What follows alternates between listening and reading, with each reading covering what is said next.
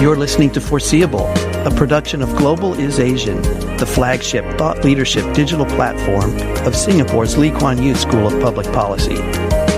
Each episode, we invite an expert for a conversation relating to their field of study or experience and to find out what they foresee happening in the future. Urban environments, from infrastructure to green spaces, play a crucial role in shaping lifestyle choices, social dynamics, and overall quality of health.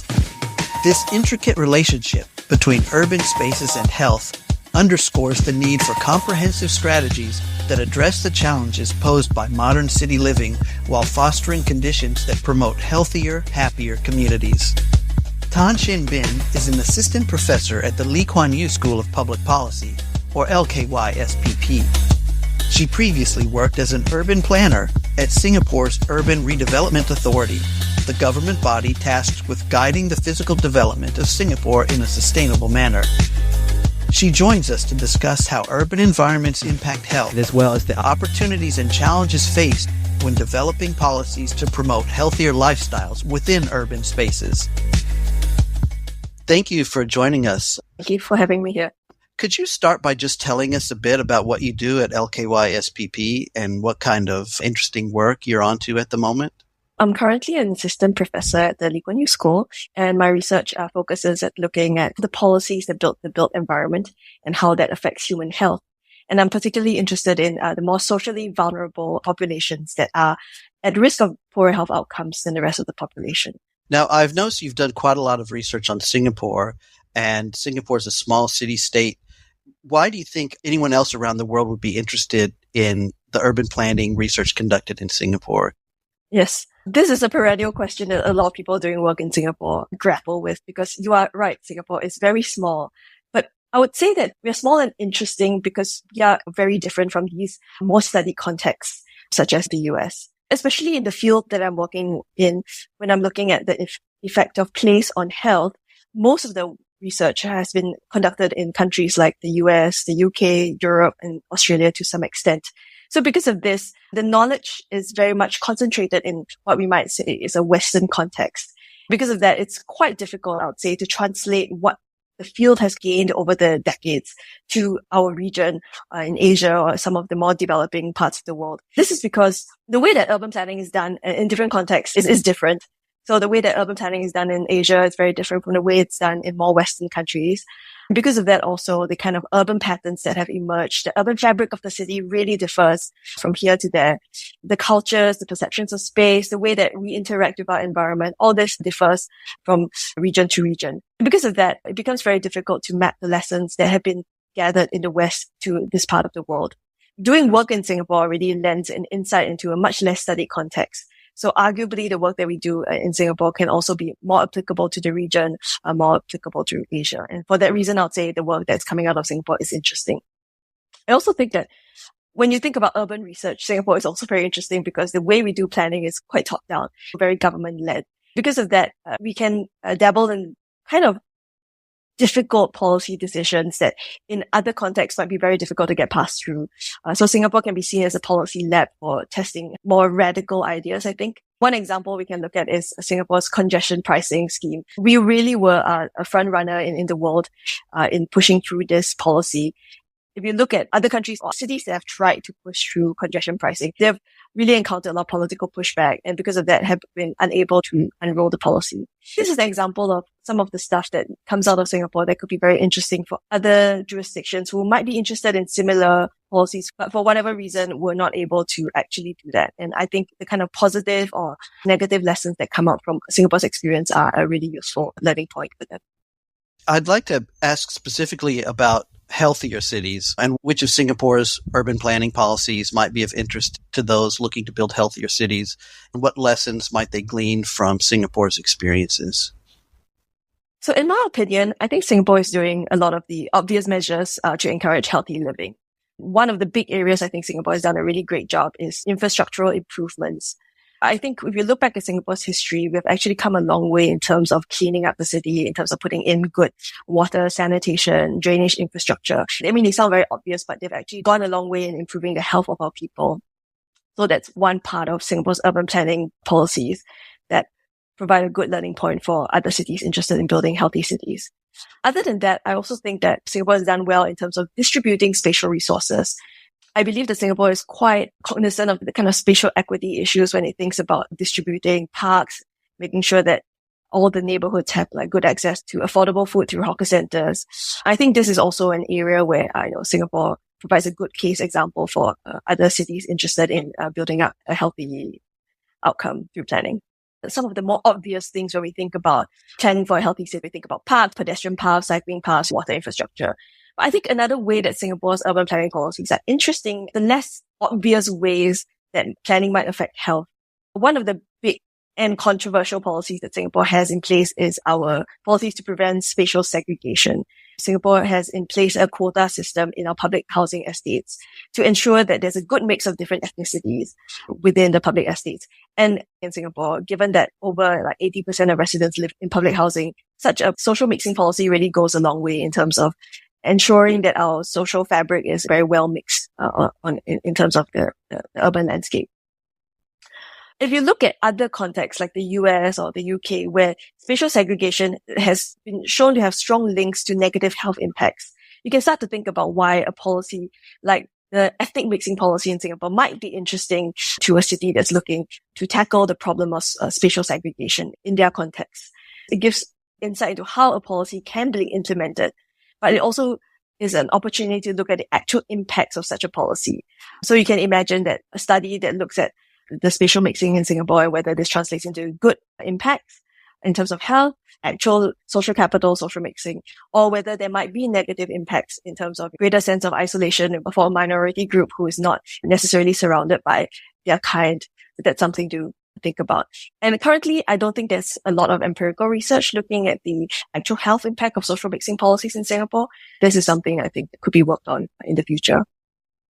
Could we take a step back? I'd like to ask you just the concept of healthier cities, because you spoke about Singapore's history, and I'm aware that at the very beginning of Singapore's history, if you're talking about health and cities, you're talking about basics like clean water, curbing waterborne diseases and things like that. But then through the years, you're talking about things that are less obvious, like spatial segregation and how that can affect health. Where are we on the path of what is considered a healthy city, and where are policymakers around the world? Where are they looking next? What are their main concerns right now about what they're looking at to make sure that their populations are as healthy as can be? That's a good question. Different cities are on different places on this trajectory they're describing, right? I think a lot of places are actually still grappling with the questions of water and sanitation. I think that's a big area of need that cities who are trying to build healthier cities are really focusing on. Safe shelter, safe water, sanitation facilities, and so on. I think a lot of places are still grappling with that. If you're thinking about cities that are more like Singapore, more developed cities, I think we have gone past that challenge, and it becomes more of an issue of how do you correct some of the mistakes that have been made? When I say mistakes, I would say the fact that a lot of our cities are quite car dependent is a bit of a mistake, because when you think about driving and you think about the impact it has in terms of air pollution, noise pollution, and now even more concerned about climate change, driving is really something that can be seen as health detrimental, I would say. I think a lot of cities are starting to also go on that path of trying to figure out how do we reverse the car dependency that we have. And Singapore is a city that's also grappling with the need to transition away from cars. And then we have been putting in policies like cycling policies, putting in efforts to encourage more walking, more use of public transport. And I think that's a big area of health that a lot of cities are hopefully trying to push towards. I would say another area that is emerging would be mental health as well. I think for a long time, we have had a lot of focus on physical health because that's something that I guess is more readily measured. But I think in recent years, especially when you think about the COVID-19 pandemic and the kind of widespread impact we have seen on mental health, I think interest in how we can create environments that are conducive to mental health will be another big area where policymakers and urban planners are really interested in. Do you have any examples of that, of policies that are considered urban planning but are still contributing to greater mental health? Also, what are some of the challenges of implementing some of these new policies? So I think in terms of urban planning and mental health, a lot of the work and intuitive stuff would be greenery. So I think there's a lot of work around creating green sanctuaries, parks, urban greening as a way to provide relief from oftentimes noisy, dense, smelly environment. And I think Singapore, again, provides a lot of examples of how greenery is used to soften the urban landscape. But in terms of how does this actually impact mental health, I don't think that the understanding is super robust at this point. I think there's a lot of effort to try to play with these initiatives. I'm not sure there's a clear sense of how this translates into actual health changes. I think another big piece of how urban planning might affect mental health is through the social networks, the kind of social ties that we build. If you think about the way planning affects how people interact in space, right? I think you can imagine a well-planned city with a lot of opportunities for interaction, for socializing, for people to sit down and share a cup of coffee. These would be places that people can accumulate more social resources and communities and friends. And I think it's very well documented how friend networks and social networks are very beneficial for mental health. And again, when we think about the COVID-19 pandemic and how we had to isolate from each other affected mental health, it's very clear that there is a link between the spaces we occupy and the kind of friendships and ties and networks we can build. So I think there is probably a lot of interest amongst urban planners on how you can tap on the design of the urban space to encourage more social bonding. But again, I would say that this is not something that is solid science in the sense that we don't have very good empirical evidence to back this intuition. All of these policies that you've mentioned, whether in Singapore or in other cities around the world, what are some of the challenges that policymakers have to consider and overcome to implement these policies? I would say that one big challenge, which I've alluded to in my earlier discussion, is the lack of really solid empirical work that gives policymakers the confidence that if I do X, it will lead to Y improvements. And I think that this is something that is really difficult to do research in the space of place and how place affects health, because there are a lot of ethical issues about changing the environment that people live in or putting people in different environments where you can test the impact of the environment. Because of the way that the research has to be structured with a strong reliance on what is actually happening on the ground versus experiments, I think policymakers would struggle a bit to find very strong evidence that certain urban interventions will lead to good health. And I think because of that, there is a certain amount of uncertainty that policymakers have to work with when they're trying to interpret the research. Again, like I said, a lot of the research around health and place is focused on very specific contexts. So the US has a lot of research, but in Asia, you can imagine Southeast Asia, the research is very thin on the ground. So if you're a policymaker trying to make decisions based on US research, and you can see where the translation becomes very tricky as well. So I'll say that's also another major challenge that urban planners would face when they're trying to put in healthy interventions. And I'll say another thing, land is a resource that everybody wants a piece of, especially when you think about prime locations. And we also see this in Singapore because we're such a small country and every piece of land is very valuable. So when you start thinking about, should I be putting this piece of land to this use or that use? Should I use it to test an intervention or not? It becomes quite tricky because there's a lot of contestation around the use of land. So I'll say these are some of the major challenges that urban planners trying to change their city for the healthier would face. Now I'd like to ask you a bit more about some of your specific research. You wrote a paper exploring how socioeconomic status affects the obesity risks of residents in their surrounding neighborhoods. Your analysis suggests that the effects of making changes or improvements in urban areas might vary amongst residents depending on their socioeconomic status. Could you elaborate on this and help us understand it? Sometimes we assume that everybody benefits equally from a change in the environment.